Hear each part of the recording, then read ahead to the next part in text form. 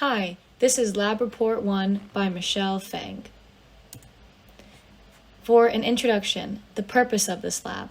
We prepare charged pieces of Scotch tape with charge. We observe their interactions with each other and determine the excess charge on one piece of tape.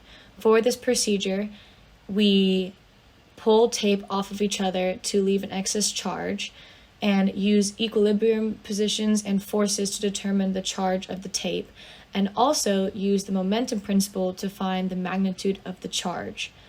For the equations, you have to consider the gravitational force felt by each of the tapes, and the electric force, which is Coulomb's law, and the momentum principle.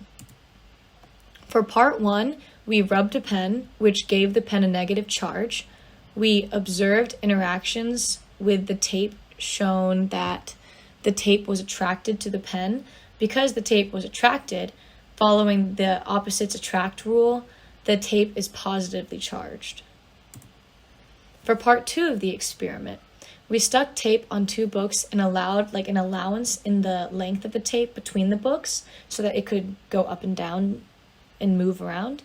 We held the charged tape underneath the tape on the books and observed that the tape on top started to float up. This observation indicates the repulsion force. The top tape eventually reaches an equilibrium and stops moving up. Using the momentum principle, F net equals 0.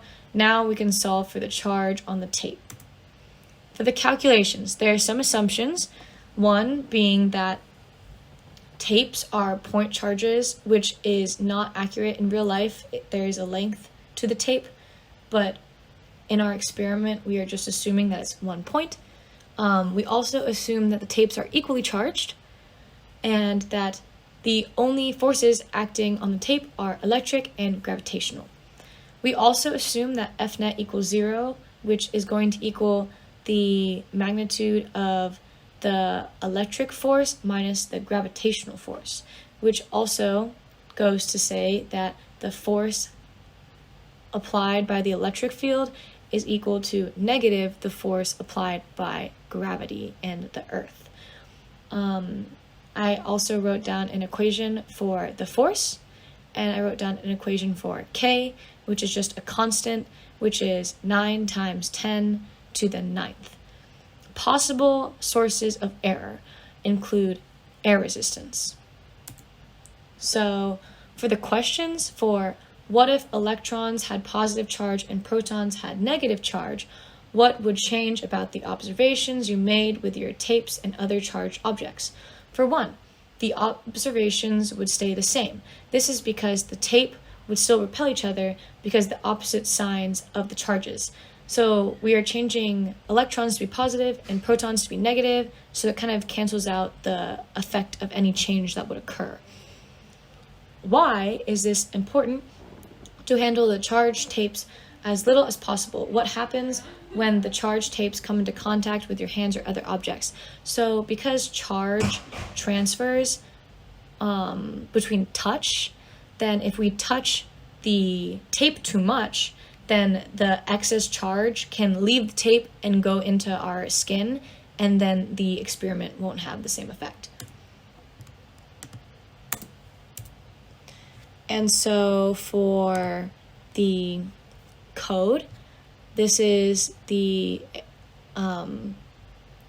coding portion of the lab, and I have some constants that just represent 1 over, it's the K constant, the 9 to 10 to the 9th, and then the charge of a proton, which is the same charge of negative electron. I also have a scale factor, so I created objects that represent tape A and tape B. I have a function to determine the electric force. I have a function to determine the gravitational force, and I have a function to determine the charge. So I wrote down, calculated the gravity on tape A through the function and the mass that I calculated, which was 0.00019, and then the same for B, and also I printed out the charges on A and B and electric force on both of them, and I can run this, and this is what it turns out to be. Thank you very much.